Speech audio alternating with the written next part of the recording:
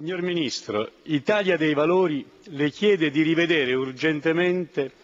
l'articolo 595 del Codice Penale, nella parte in cui prevede come sanzione anche la pena della detenzione. Noi siamo convinti che l'informazione libera sia l'essenza della democrazia, ma siamo anche convinti che non si deve offendere la reputazione, l'onore, il decoro della persona e che quindi chi diffama debba essere punito, ma non con la carcerazione. Un reato d'opinione punito con la carcerazione mette a rischio e mette il bavaglio all'informazione libera e plurale. Per questa ragione, ed io personalmente, perché ho centinaia di cause con chi mi diffama tutti i giorni, preferirei confrontarmi con lui per fargli cambiare ciò che ha scritto nel suo giornale, per fargli risarcire il danno piuttosto che valerlo in galera, perché altrimenti appunto si corre il rischio di avere un paese democratico con il bavaglio, e questo non è più democrazia ma è quel che la norma prevedeva già un tempo. La sanzione del carcere era una norma di stampo fascista. Il Ministro della Giustizia Paola Severino Di Benedetto può rispondere, prego. Grazie. Grazie onorevole per aver portato anche all'attenzione del Parlamento un tema fortemente avvertito e condiviso, e di averlo fatto non nell'ambito di un interesse personale o partitico, come ben illustrato nella sua interrogazione, ma nell'ambito di un interesse di carattere più generale.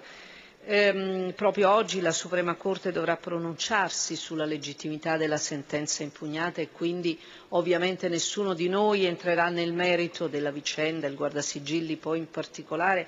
per la peculiarità dei compiti che deve garantire l'autonomia e l'indipendenza della magistratura, ma qui il tema è diverso e in ogni caso io tengo fortemente a rappresentare che ho già manifestato e oggi il Presidente Monti ha ribadito anche al di fuori, a prescindere dal dibattito parlamentare, il nostro impegno a prestare estrema attenzione ai tempi della forma di responsabilità e dell'adeguatezza della pena, così come previste dal Codice Penale per l'omesso controllo del direttore e comunque in genere della diffamazione. L'impegno è quello di risolvere con la massima urgenza, con la massima serietà, il fondamentale problema della regolamentazione del complesso rapporto tra libertà di stampa e tutela della reputazione di chi sporge querela per diffamazione. Sono parole che io ho usato ma che hanno trovato completa coincidenza con i concetti che lei ha espresso. Sin dai giorni scorsi ho infatti preso contatto con l'Ordine dei giornalisti e la Federazione Nazionale della Stampa,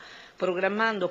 molto prossimi incontri per individuare le concrete soluzioni percorribili. Tra queste, passando al concreto, appare praticabile la possibilità di dare impulso con una sollecita calendarizzazione ai disegni di legge di iniziativa parlamentare che sono stati presentati per la modifica degli articoli 595, 57 e 13 della legge sulla stampa e che sono già all'esame delle Camere. Alcuni di tali disegni appaiono totalmente in linea con la giurisprudenza della Corte europea di Strasburgo e con la maggior parte delle legislazioni europee in materia, che prevedono la sola pena pecuniaria per il direttore responsabile e più in generale per la diffamazione, e dunque sono percorribili anche nel nostro Paese con una riforma. Questa soluzione sembrerebbe più corretta e comunque ugualmente efficace in termini di successione di leggi penali nel tempo rispetto a quella realizzabile con un decreto legge, cui peraltro può farsi ricorso soltanto ricorrendo i requisiti previsti dall'articolo 77 della Costituzione, ma è con la stessa urgenza che io credo che si debba e si possa provvedere con una immediata calendarizzazione di quei disegni di legge a cui facevo cenno. Onorevole Di Pietro può replicare, prego. La ringrazio, signor Ministro. Condivido la sua impostazione, anche perché ho voluto leggere tra le righe che lei, come me, condivide l'idea che il reato di diffamazione debba rimanere, se come me ha detto